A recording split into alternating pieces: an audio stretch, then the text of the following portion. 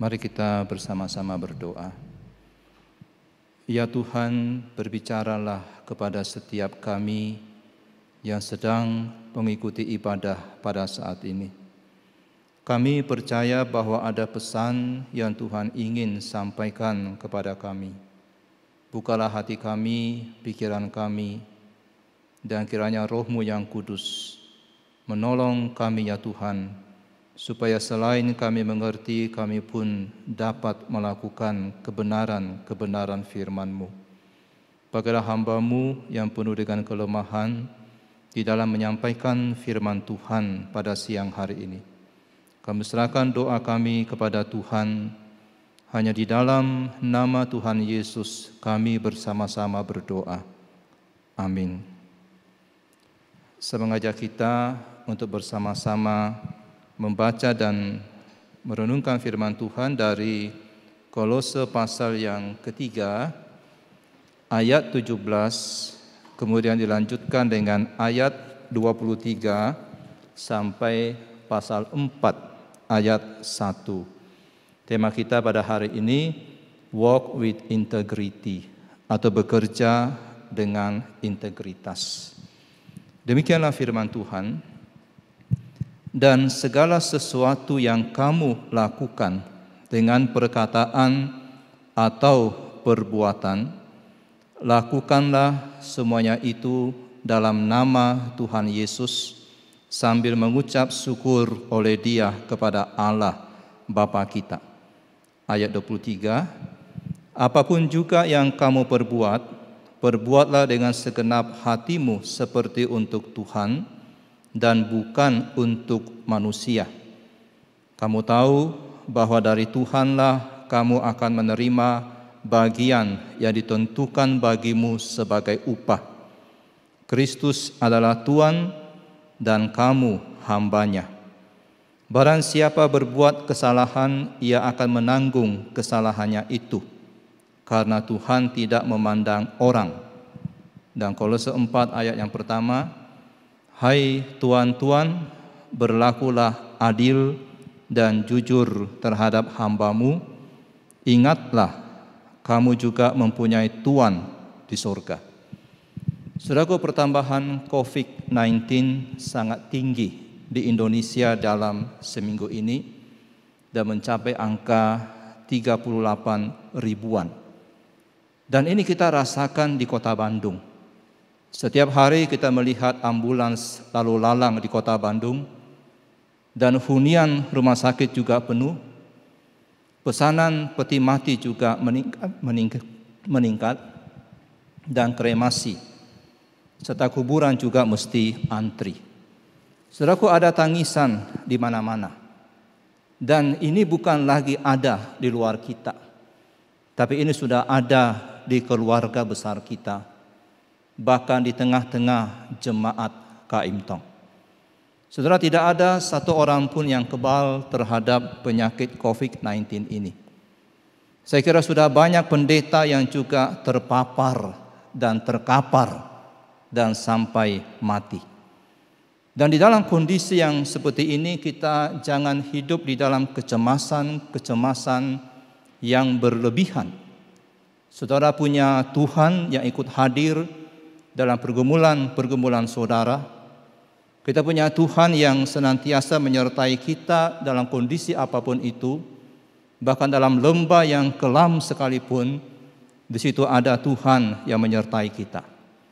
Saudaraku, dampak dari COVID-19 ini menyebabkan begitu banyak sekali anak-anak Tuhan yang kehilangan iman, yang kehilangan pengharapan, dan bahkan kehilangan kasih. Tapi dampak dari COVID-19 ini bukan hanya menggerus iman kita dan menggerus kasih kita, tapi juga menggerus akan integritas dari kita. Saudaraku, dalam kondisi yang seperti ini, integritas di masa pandemik, begitu banyak sekali orang Kristen yang integritasnya itu merosot. Semua orang mementingkan dirinya sendiri, obat-obatan diborong, tabung oksigen juga diborong sehingga langka di pasaran, dan orang yang butuh oksigen setengah mati dan tidak bisa mendapatkan tabung oksigen karena harganya selangit. Demikian juga dengan obat-obatan tertentu hilang dari peredaran demi apa? Demi keuntungan yang lebih besar. Dan akibatnya apa? Semakin banyak orang yang mati.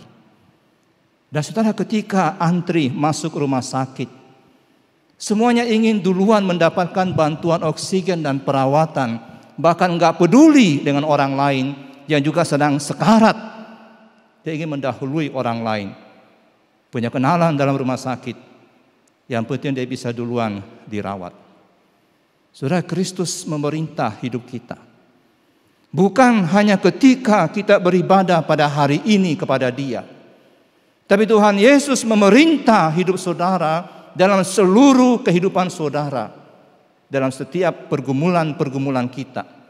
Dan termasuk di dalam pekerjaan kita.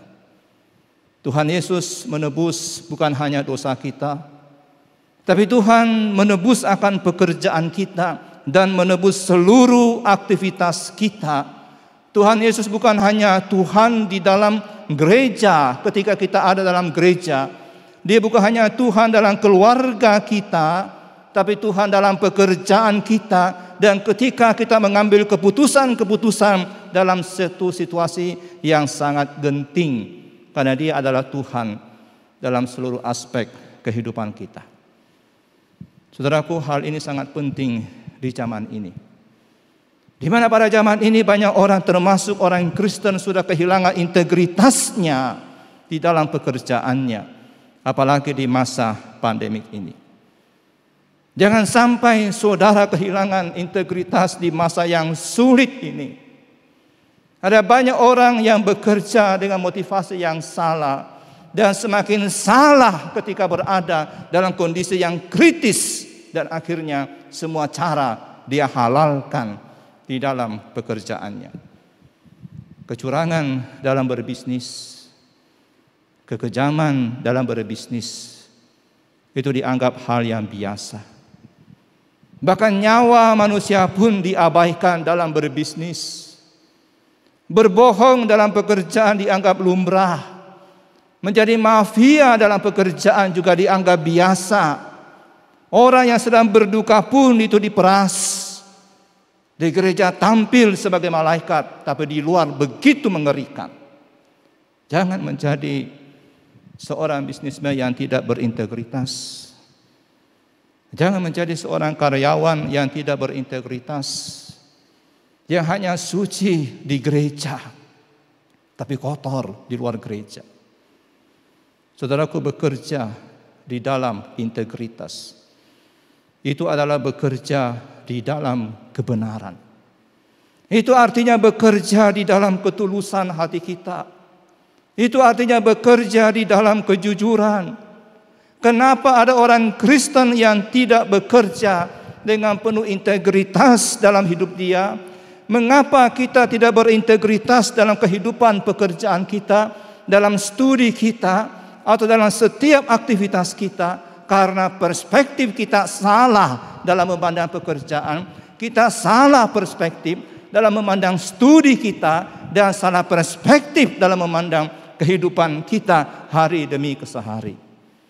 Kita tidak punya perspektif yang berpusatkan kepada Allah. Cukup kita akan bisa bekerja dengan penuh integritas kalau ada perubahan dalam perspektif kita. Sebuah perubahan dalam cara pandang kita. Dan perubahan ini terjadi di dalam diri kita dan akan nampak keluar.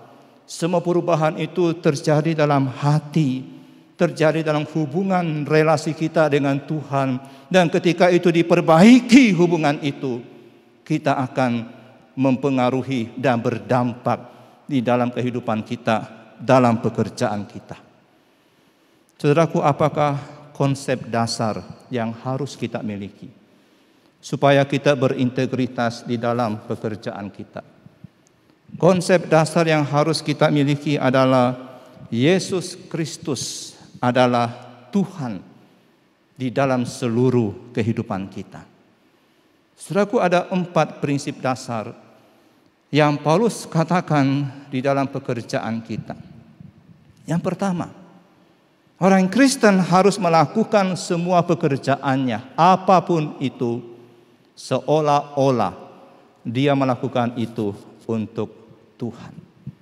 Kolose pasal yang ketiga ayat 23 berkata, apapun juga yang kamu perbuat, perbuatlah dengan segenap hatimu seperti untuk Tuhan dan bukan untuk manusia. Saudara, inilah motivasi kita dalam bekerja, motivasi kita dalam studi kita, dan dalam melakukan apa saja. Seorang karyawan, seorang supir, seorang staf harus memberikan dirinya dalam pekerjaannya untuk Tuhan. Saudara, oleh karena kita ini sudah ditebus oleh Tuhan, maka mari kita melakukan pekerjaan kita lebih baik dari siapapun itu. Lebih baik. Walaupun pimpinan kita arogan, walaupun mungkin dia kejam, dia pelit, kita harus tetap mengerjakan dengan baik pekerjaan kita seperti untuk Tuhan. Selama saudara masih bekerja di situ, lakukan seperti untuk Tuhan. Kita bekerja bukan karena kita dilihat oleh manusia, tetapi karena dilihat oleh Tuhan. Ini penting untuk kita pahami. Kita studi bukan karena kita diawasi oleh orang tua, tapi karena Tuhan melihat kita. Seringkali ada orang yang kalau dilihat oleh pimpinan, maka dia akan mengerjakan itu dengan rajin. Tetapi ketika tidak diawasi, dia mengerjakannya seadanya. Jangan bekerja seperti itu. Karena sikap yang seperti itu adalah sikap yang tidak berintegritas. Tapi bekerjalah seolah-olah saudara selalu sadar bahwa mata Tuhan itu tertuju kepada saudara. Bekerjalah dalam terang realitas itu. Saudaraku, apakah yang menjadi kecenderungan alamiah seorang budak? Seorang budak cenderung mengeluarkan usaha yang paling sedikit mungkin. Sesedikit mungkin usaha yang dia keluarkan, karena dia sudah enggak dibayar lagi. Apakah kecenderungan dari seorang tukang cat? Seorang tukang cat akan cenderung mengerjakan pekerjaannya selambat mungkin. Semakin lambat semakin bagus. Dia akan diperpanjang di dalam mengecat satu rumah. Saya pernah menyaksikan seorang tukang cat dan seorang tukang bangunan, kalau tidak dikontrol oleh bosnya, mandornya, dia kerja lamban sekali. Mengecat sebentar, kemudian istirahat, merokok. Sampai saya pikir, kalau saya kerjain itu udah beres satu hari. Tapi dia kerjain 3 hari pun gak beres. So, inilah hal yang umum terjadi bagi seorang karyawan adalah kerjakan pekerjaanmu di mana saudara tidak akan mendapat masalah dengan bosmu. Hanya sampai tahap itu. Kalau engkau terlalu malas dan mendapat masalah karena kemalasan itu, maka harus lebih rajin sedikit. Tapi kalau sudah rajin sedikit dan sudah tidak dapat masalah dengan bosmu, ya udah, sampai di situ. Itu konsep daripada seorang karyawan. Enggak usah lakukan yang maksimal. Yang penting bos sudah tidak mempermasalahkan itu, dan inilah yang menjadi etos kerja dari orang-orang di zaman modern ini. Tidak ada integritas di dalamnya. Etos kerjanya adalah lakukan upaya sesedikit mungkin. Tapi Paulus di sini mengajarkan bahwa bekerja bukan untuk dilihat oleh mata manusia. Tapi kita bekerja dilihat oleh Tuhan. Bekerja di depan mata Tuhan. Kita bekerja bukan di depan manusia, tapi di depan mata Tuhan. Dan kita harus punya hati yang takut akan Tuhan di dalam pekerjaan kita itu. Karena Paulus memperingatkan kepada hamba-hamba yang seperti ini dalam Kolose pasal yang ketiga ayat 22. Hai hamba-hamba, taatilah Tuanmu yang di dunia ini dalam segala hal. Jangan hanya di depan mereka untuk menyenangkan mereka. Jadi bukan hanya depan mereka untuk menyenangkan mereka, tetapi dengan tulus hati karena takut akan Tuhan. Jadi dengan dan kepada Tuhanlah kita memberikan pertanggungan jawab atas studi kita, atas pekerjaan kita, atas usaha kita. Kita seringkali memikirkan bahwa kita hanya bertanggung jawab kepada manusia. Padahal yang akan meminta pertanggungjawaban kita dalam pekerjaan kita adalah Tuhan. Artinya Tuhan peduli dengan pekerjaan saudara. Pekerjaan saudara itu berharga di mata Tuhan. Apa yang saudara lakukan, apapun bidang pekerjaan yang saudara kerjakan, itu dihargai di mata Tuhan. Itu memiliki martabat yang melekat pada diri saudara. Sehingga Paulus berkata, apapun juga yang kamu perbuat, perbuatlah dengan segenap hatimu seperti untuk Tuhan dan bukan untuk manusia. Saudaraku, Tuhan adalah Tuhan kita. Tuhan adalah majikan kita. Semua pekerjaan yang dilakukan untuk Tuhan yang di surga itu punya martabat.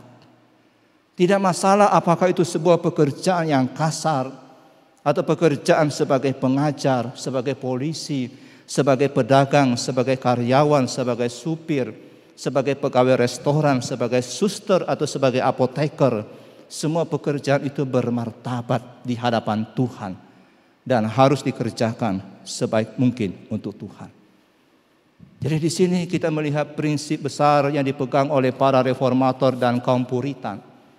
Kita begitu sering membuat dikotomi dalam pandangan kita tentang pekerjaan pada hari ini.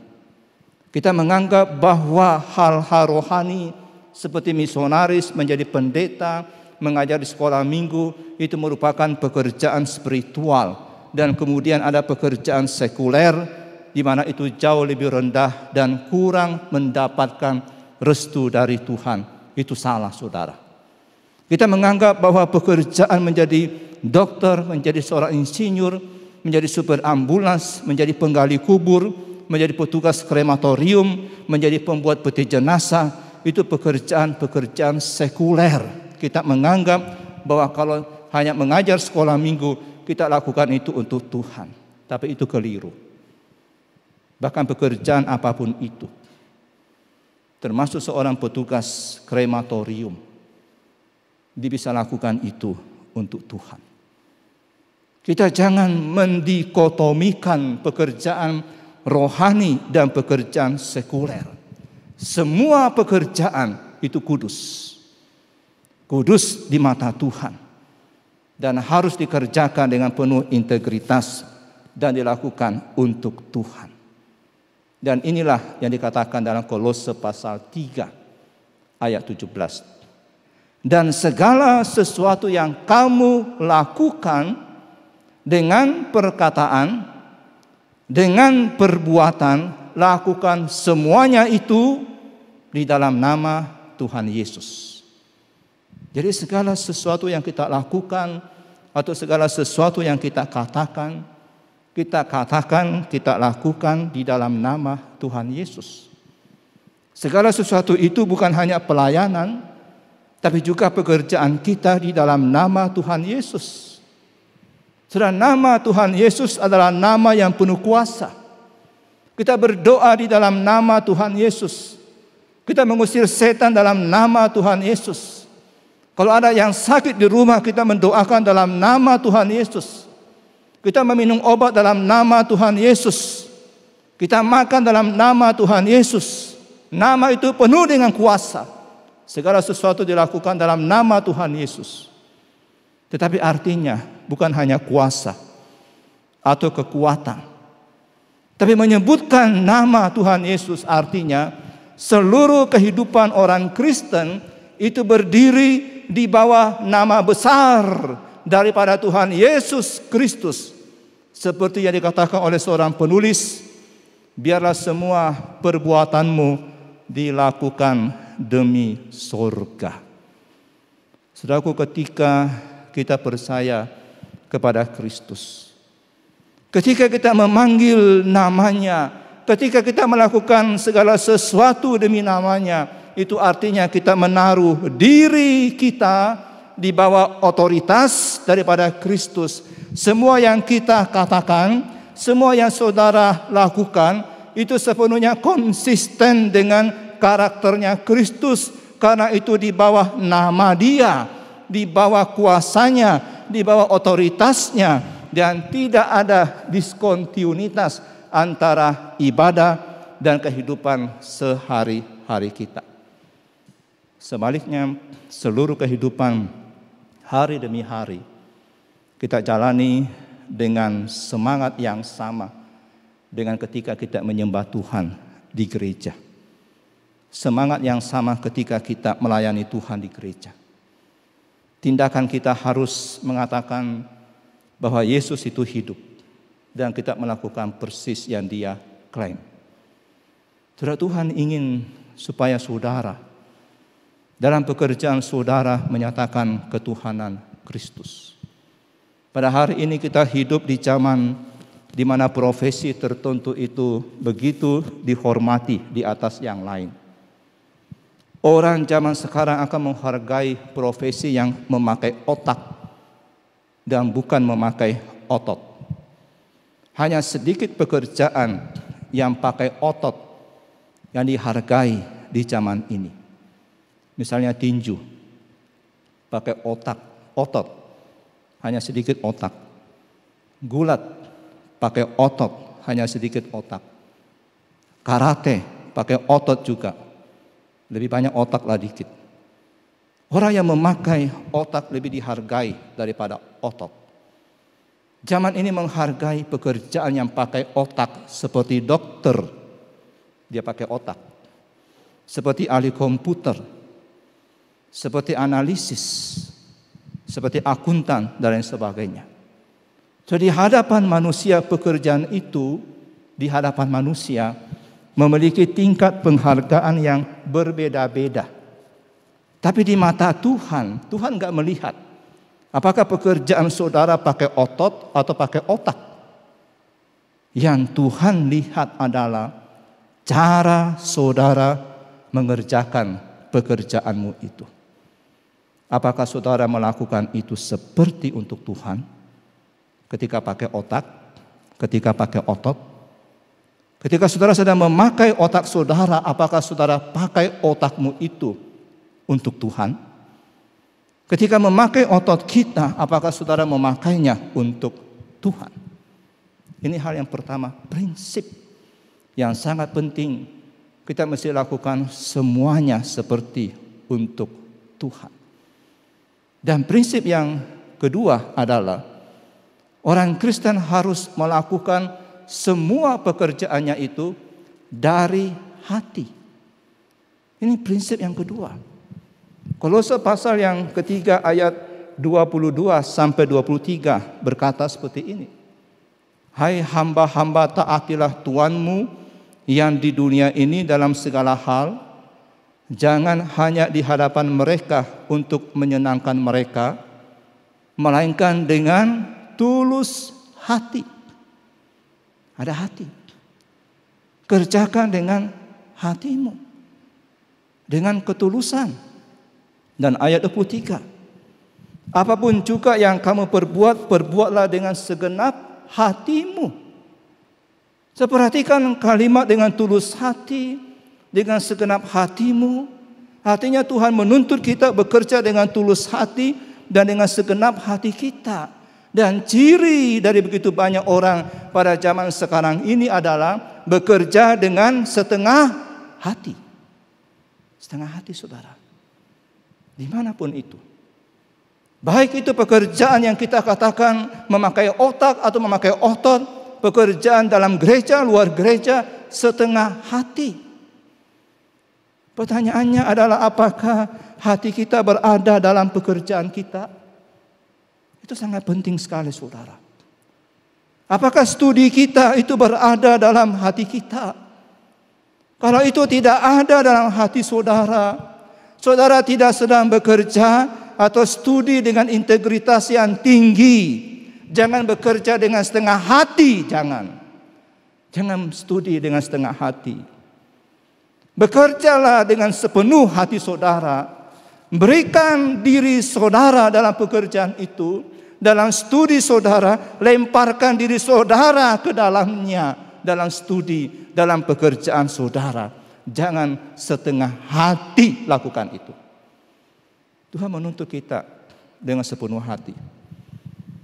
Bekerja dengan setengah hati atau melayani dengan setengah hati. Itu kecenderungan seorang budak, seorang hamba, atau kecenderungan hati dari seseorang yang dibayar rendah oleh majikannya. Dan kalau saudara melakukan hal tersebut, saudara akan merasa jemu dengan pekerjaan. Kalau saudara menyukai pekerjaanmu, maka walaupun saudara dilakukan tanpa dibayar, saudara akan kerjakan itu dengan sepenuh hati. Hingga orang yang mengerjakan dengan sepenuh hati akan berkata, saya suka pekerjaan saya.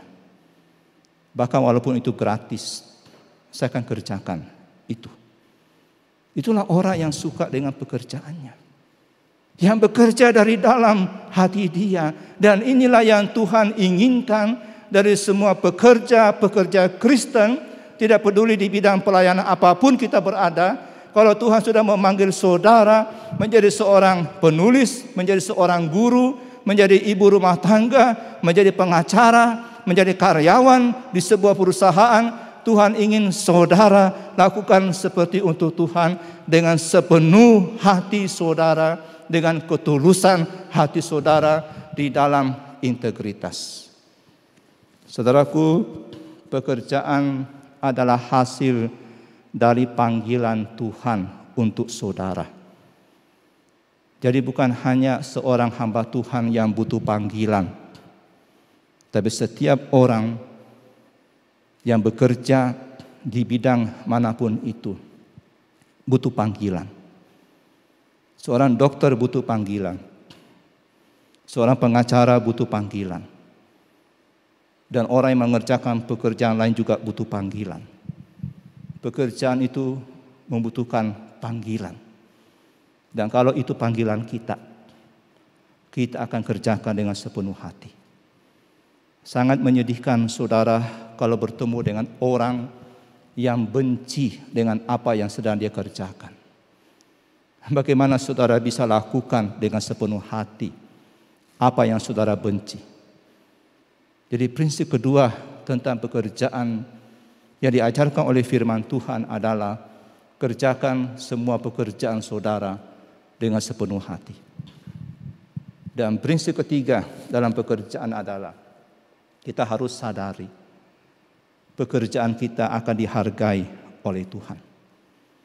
Kolose pasal yang ketiga ayat 24 berkata seperti ini. Kamu tahu bahwa dari Tuhanlah kamu akan menerima bagian yang ditentukan bagimu sebagai upah. Artinya apa, saudara? Artinya bahwa pekerjaan kita akan dihargai oleh Tuhan. Kita akan menerima bagian yang ditentukan bagi kita sebagai upah. Jadi upahnya dari Tuhan, bukan dari manusia. Dari manusia kita memperoleh upah, tapi Tuhan menjanjikan ada upah. Jadi pada waktu saudara lakukan pekerjaanmu seperti untuk Tuhan dan dengan segenap hati saudara, firman Tuhan berjanji, Tuhan akan memberikan penghargaan untuk saudara atas sikap yang seperti itu. Di sini orang Kristen disadarkan pekerjaannya akan dihargai. Sudah tahu dalam nas ini Paulus sedang berbicara kepada para budak. Dan di dunia Romawi, budak jelas tidak dihargai dengan upah yang besar.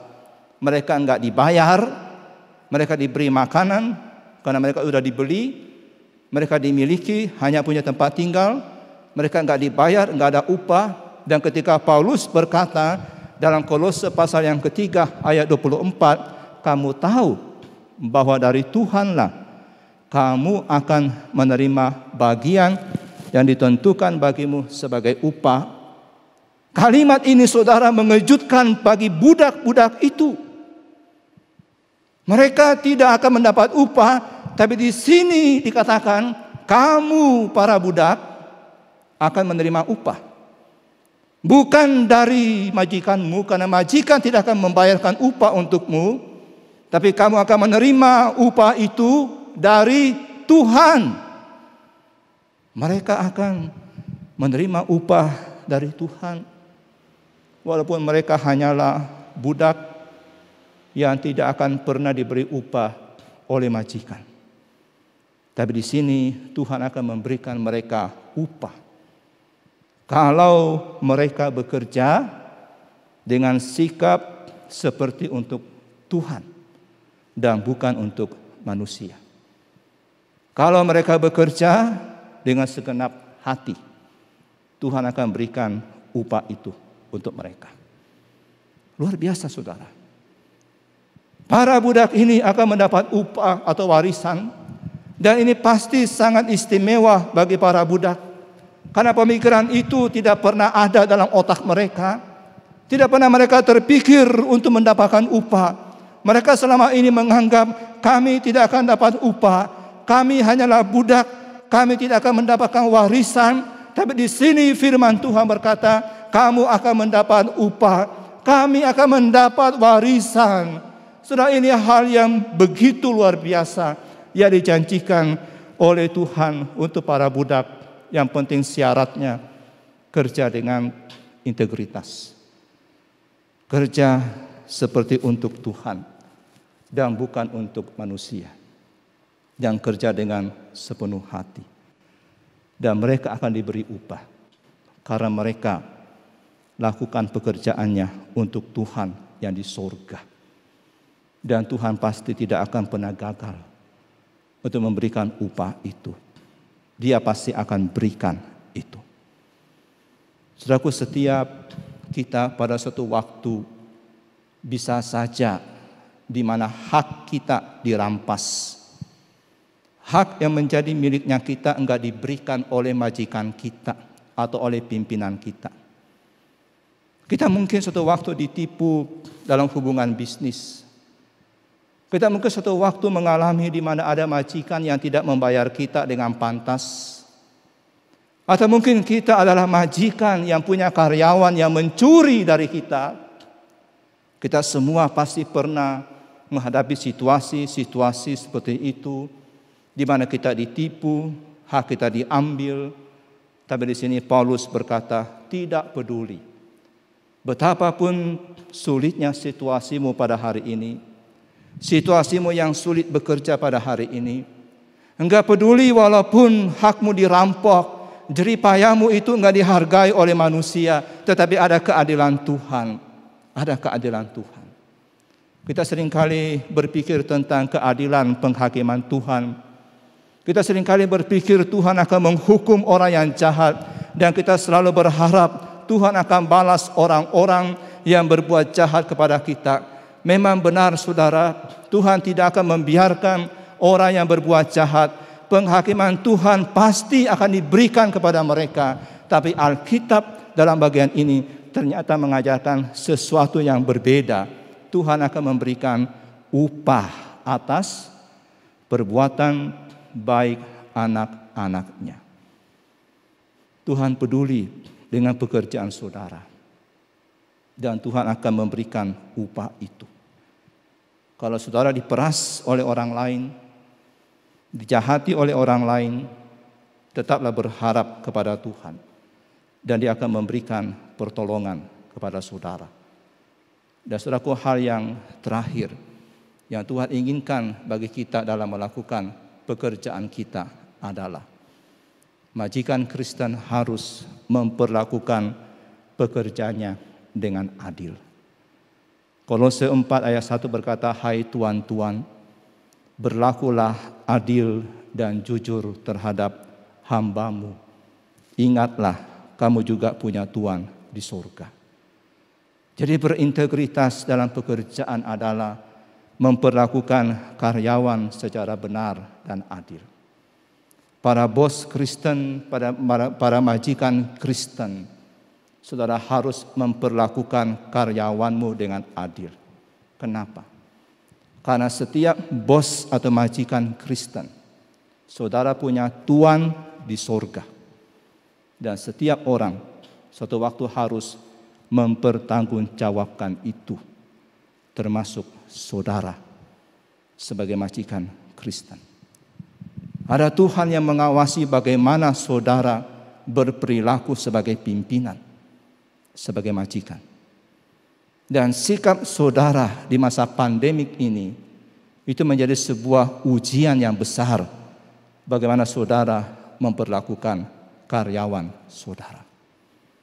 Jadi saudaraku, Tuhan peduli bagaimana kita berperilaku sebagai tuan dan sebagai majikan, sebagai pimpinan. Tuhan peduli kita memperlakukan orang dengan baik dan adil di dalam bisnis kita. Dan suatu waktu Tuhan akan meminta pertanggungjawaban itu. Tuhan peduli bagaimana kita lakukan pekerjaan kita itu. Jadi masa pandemik ini, jadilah seorang bisnismen yang berintegritas. Jadilah seorang pekerja yang berintegritas. Jangan mengambil keuntungan dari kesengsaraan atau dari tangisan orang lain. Bagaimana kalau saudara yang alami kondisi itu? Seharusnya kita juga menangis ketika melihat kondisi bangsa ini. Jangan memperburuk kondisi bangsa ini dengan berdagang, bekerja tanpa integritas. Jangan kehilangan kasih walaupun saudara juga hari ini sedang susah. Jangan. Di sini kita diuji integritas kita. Di zaman yang begitu sulit pada hari ini. Di zaman penuh air mata pada hari ini. Dan bagi saudara jemaat yang mengalami dampak karena pandemik ini. Baik itu karena sedang sakit, isolasi mandiri, atau ada keluarga yang sedang dalam kondisi yang kritis. Dan maka mungkin saudara hari ini sedang menangis karena ada anggota keluarga yang dipanggil oleh Tuhan. Atau saudara sudah kehilangan pekerjaan pada hari ini. Ingat, kita punya Tuhan atas hidup kita. Sebagaimana Tuhan hadir dalam pekerjaan kita, Dia juga hadir dalam pergumulan yang sedang kita hadapi pada hari ini. Dia adalah Tuhan yang pegang kendali. Dia Tuhan yang akan memberkati. Tuhan yang berkuasa menghukum kejahatan. Itu masih bekerja sampai hari ini. Di Indonesia. Di kota Bandung ini. Di dalam kehidupan saudara.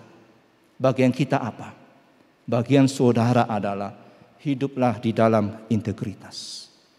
Hiduplah di dalam kesalehan. Kita nggak perlu gentar dan takut. Tuhan tahu apa yang terbaik.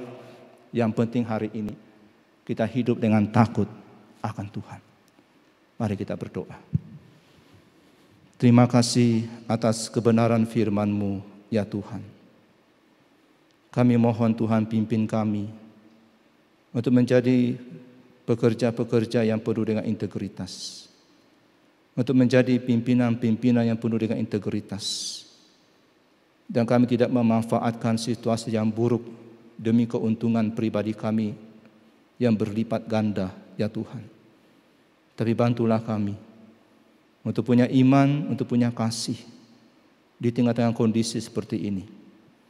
Dan ketika pada hari ini kami mengalami kondisi yang buruk, Tuhan pimpin kami untuk tidak kehilangan pengharapan. Untuk tidak sampai menjual akan integritas kami, Tuhan. Tapi kami tetap boleh hidup dalam kesalehan. Hidup dengan takut akan Tuhan. Dan kami yakin Engkau Tuhan adalah Tuhan yang memegang kendali, Tuhan yang berdaulat atas bangsa ini, yang berdaulat atas hidup kami. Terpuji nama-Mu Tuhan, kami berdoa demi nama Tuhan Yesus. Amin.